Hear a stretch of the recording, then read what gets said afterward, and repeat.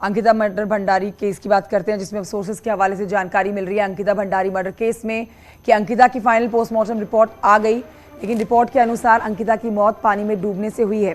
अंकिता के शरीर पर चोट के निशान मिले हैं। हालांकि रिपोर्ट में रेप की पुष्टि नहीं हुई है।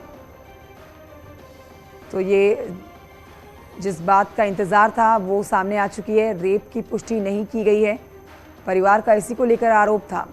सैंपल्स जो लिए गए थे वो फॉरेंसिक्स जांच के लिए भेजे गए थे। एसआईटी को पोस्टमार्टम रिपोर्ट सौंप दी गई है। साथ ही अंकिता भंडारी मामले में अब परिजन जो है उनको भी पोस्टमार्टम रिपोर्ट दिखाई गई है। तो अंकिता भंडारी मर्डर केस जिसमें 2 दिन के बाद अंतिम संस्कार किया गया, क्योंकि परिवार की मांग थी कि अंतिम पोस्टमार्टम रिपोर्ट जब तक नहीं आती है तब तक अंतिम संस्कार नहीं किया जाएगा। और अब पोस्टमार्टम रिपोर्ट आ चुकी है।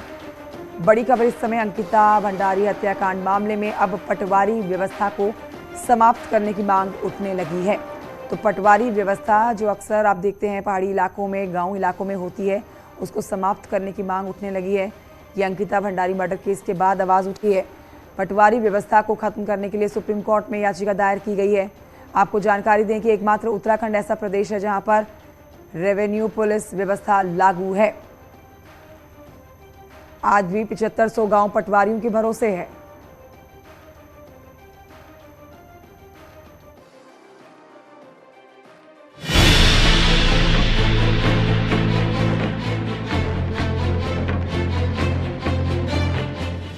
अंकिता की मौत ने उत्तराखंड की सबसे बड़े बदलाव की मांग को जिंदा कर दिया है। जिस लापरवाह सिस्टम में अंकिता को इंसाफ दिलाने में देरी की, उसी पटवारी सिस्टम के खात्मे की मांग तेज हो गई है।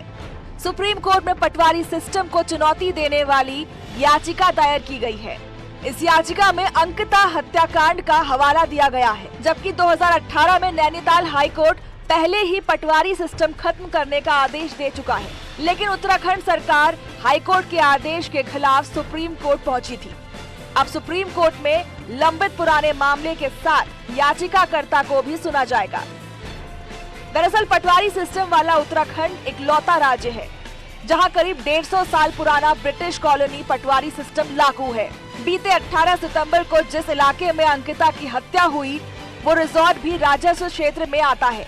आरोप है कि पटवारी ने कई दिनों तक मामले को गंभीरता से नहीं लिया।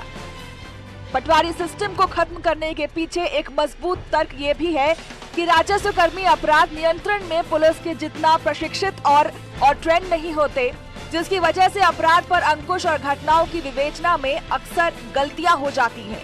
कुछ ऐसा ही हुआ अंकिता हत्याकांड में। अब देखना होगा कि सालों पुरानी अप्रासंगिक राजस्व पुलिसिंग का अंत होगा भी या नहीं। Bureau report, news 18।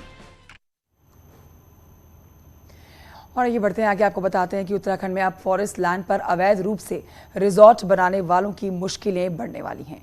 उत्तराखंड में अवैध रिजॉर्ट के मामले में अगले 15 दिन तक वन विभाग अभियान चलाएगा। और यहां पर प्रमुख सचिव ने फॉरेस्ट चीफ को निर्देश जारी कर दिया है कि अवैध अतिक्रमण पर कड़ी कार्रवाई की जाए।